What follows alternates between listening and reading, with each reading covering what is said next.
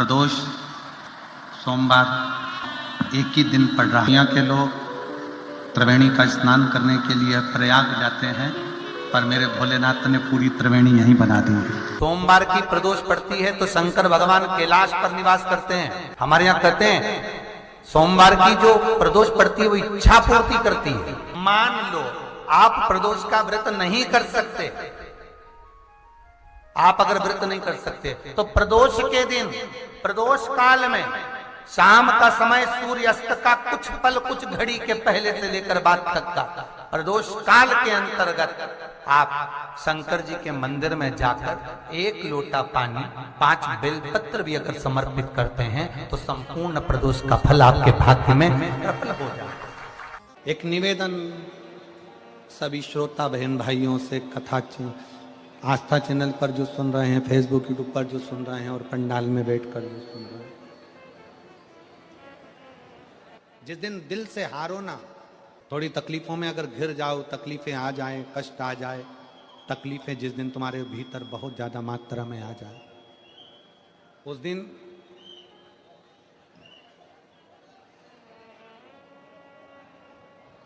तीन बेलपत्र, एक बेलपत्र में पीला चंदन, बीच वाली पत्ती। जिस दिन तुम्हें लगे कि मैं बहुत दुखी चल रही हूं और मेरा काम हो ही नहीं रहा, बहुत तकलीफ की जिंदगी चल रही है, कोई हाथ पकड़ने वाला नहीं है, कोई संभालने वाला नहीं है और बहुत तकलीफ हो रही, बहुत तकलीफ। उस समय पर एक बेलपत्री के बीच वाली पत्ती पर पीला चंदन, दूसरी पत्ती पर लाल चंदन और तीसरी पत्ती पर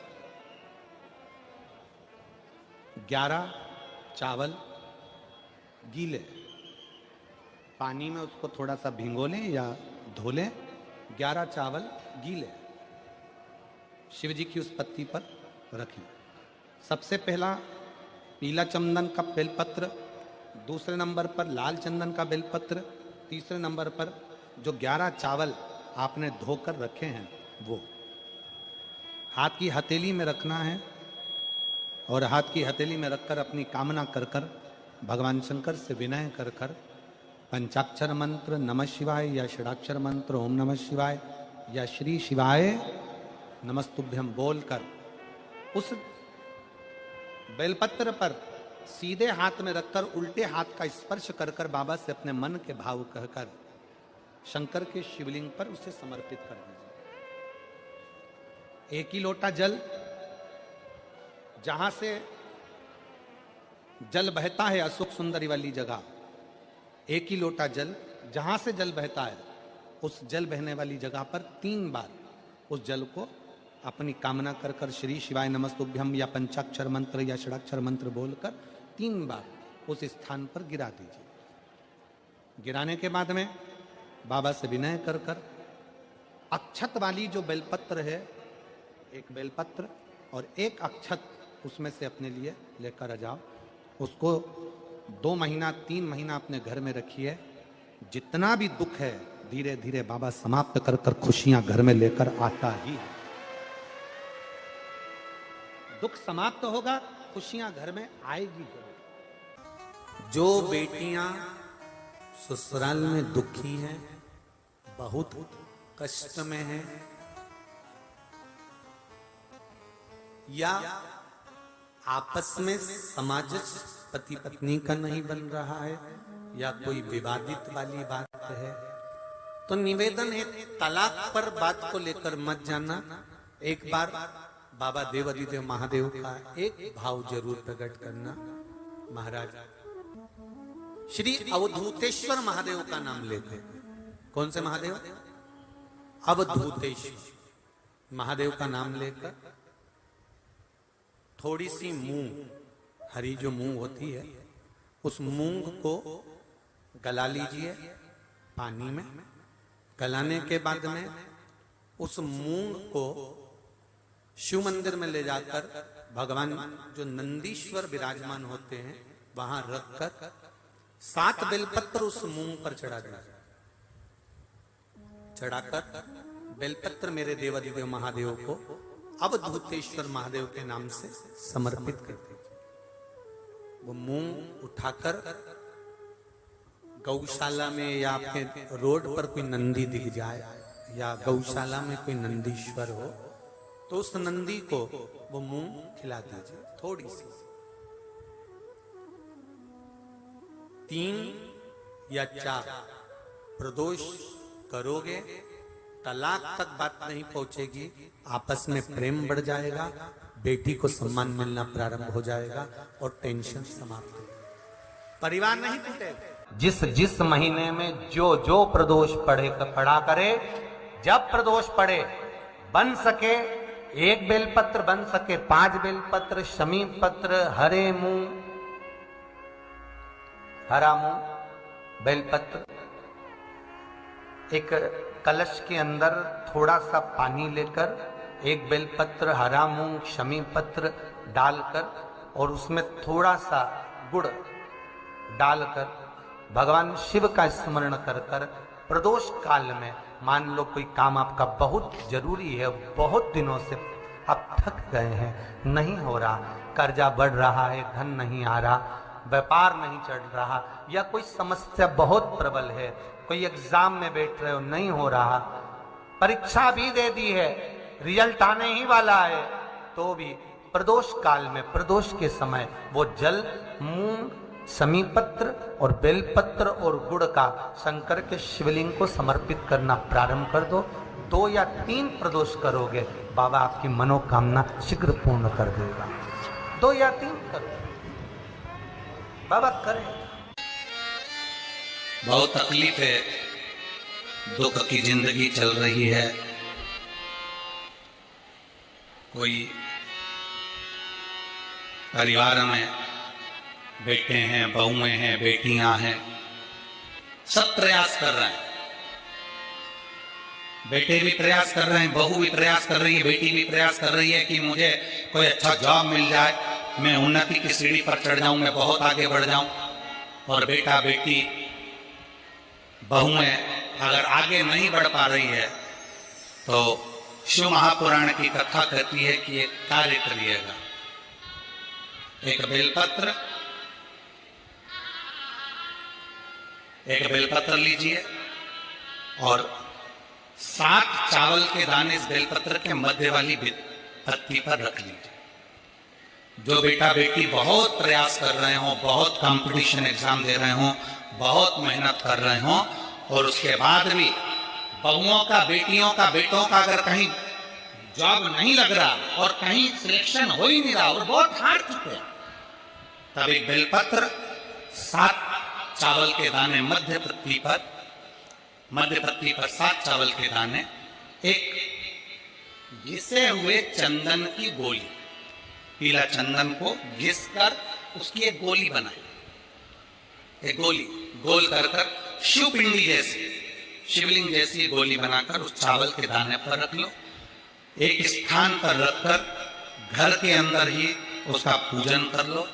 और पूजन करना है वही जो आप घर में सामग्री, आपके रोली, चावल, मोली, हल्दी, उससे पूजन कर दिए से आरती कर ऐसी कैसी ही बेलपत्र अशोक सुंदरी वाली जगह पर, थोड़ा समझिएगा, अशोक सुंदरी वाली जगह मतलब जहां से पानी बह रहा है उस ओर इस डंडी को रखना और ऐसी कैसी पत्ती अशोक सुंदरी वाली जगह पर रख दीजिए। ये किसी भी प्रदोष के दिन या किसी भी सोमवार की अष्टमी के दिन या किसी भी विशेष शिवरात्रि के दिन आप ये एक बार केवल करना है और अपने मन की कामना कर उसको रखकर बाबा को घी का 2 दिया लगाकर आ जाना है। मेरा भोलेनाथ आपका हाथ पकड़कर आपको कंपटीशन एग्जाम में विजय दिलाएगा। पर मेहनत करना नहीं छोड़ना, परिश्रम करना नहीं छोड़ना, संघर्ष करना मत छोड़ना। अपनी मेहनत को 4 गुना करना है, अपने परिश्रम को 4 गुना करना है, अपने कर्म की लगन को बढ़ाना है।